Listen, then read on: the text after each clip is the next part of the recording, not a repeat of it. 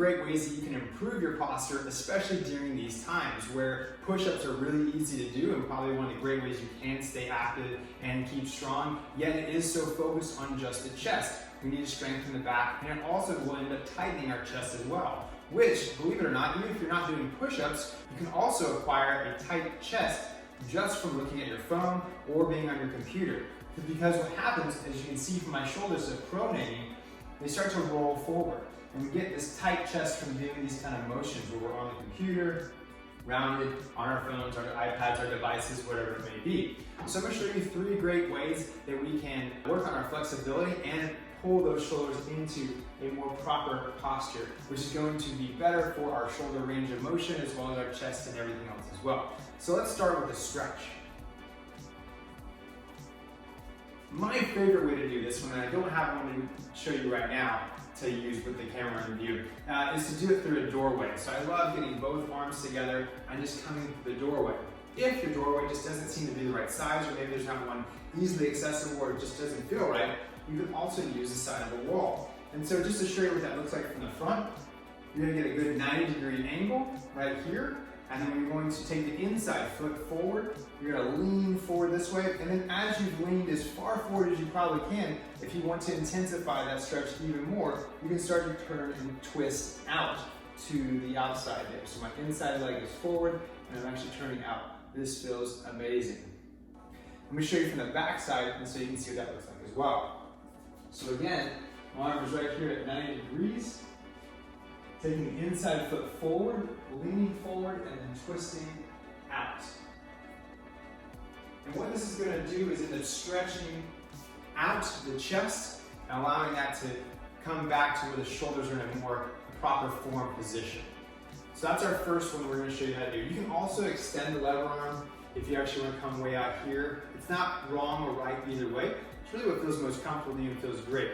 I personally like this one because it gives a little bit more control and you can get quite a bit of a stretch into it. Obviously with a longer lever arm, I won't be able to get as much as a force on it because I'm not as compounded as I am here. The next one I'd like to show you, which this one's key. You can use a tennis ball, a racket ball, a baseball I've used in the past. It does have those threads on it that can make it a little bit difficult, but one of my all-time favorites is going to be the lacrosse ball. And so what that looks like is you're going to put this not on your shoulder blades or your neck or your spine, but on the muscle in between, which we call those the rhomboids, or even the traps up here at the top can benefit from this as well. I'm just going to place that one right there. I'm going to place it just slightly below. So as you can see, I'm kind of feet out and I'm leaning onto it. Here I'm actually hitting my traps. So that's going to be the top muscle on, above my shoulders or my neck. And my shoulder kind of coming down here, that's your trapezoids.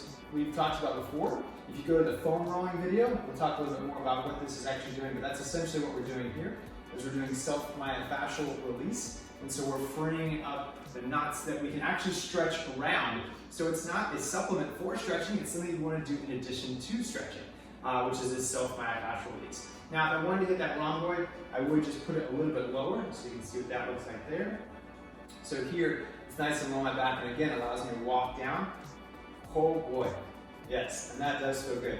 Now, the old adage of fitness, no pain, no gain, probably applies no better place than when you're doing self-myofascial release. And the reason for that is because it is very uncomfortable. It is a form of discomfort. So find a way to do that movement that's comfortable for you. And what that can kind of look like in progressions is sometimes you're moving a little bit more quickly over those uncomfortable instances, but ideally and optimally what you want to go towards, or if you can get to, is a point where you can actually find those points of discomfort and actually sit on them for roughly about 10 to 30 seconds, but you can kind of gauge it, and as the pain starts to dissipate, because it will, and trust me, it does take some time, but as the pain starts to dissipate, then you can move on to the next pain point.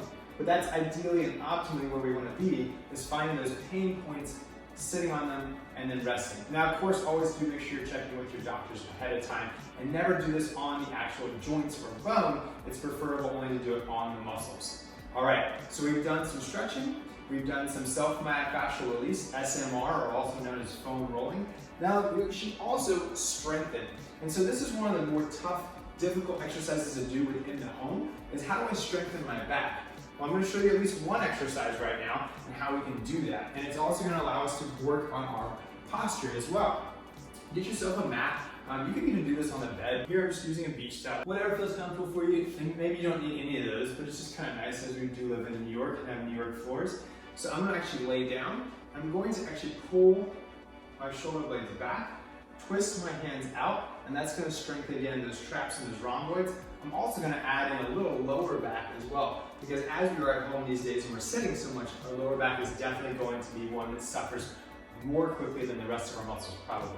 So what this looks like from the front is I'm here. I do want to try to keep that neutral spine, so my head should be facing the floor.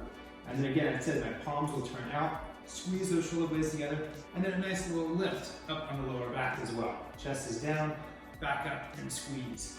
Chest is down, back up and squeeze. And then just twisting those hands out, palms out, thumbs up, and squeezing those shoulder blades together.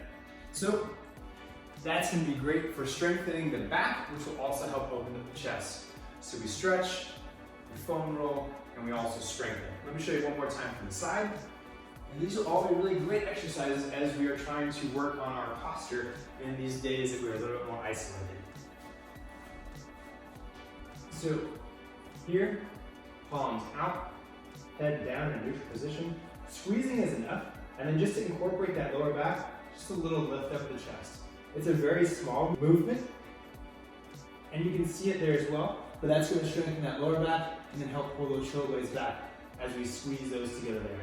So that's all we have. Hopefully that's helpful for you. Do incorporate those, and that'll help you to have better posture, keeping those shoulders back as opposed to letting them slump forward like that. That can also lead to muscles not firing the way they should and joint restrictions. All right, hope that was helpful. Peace.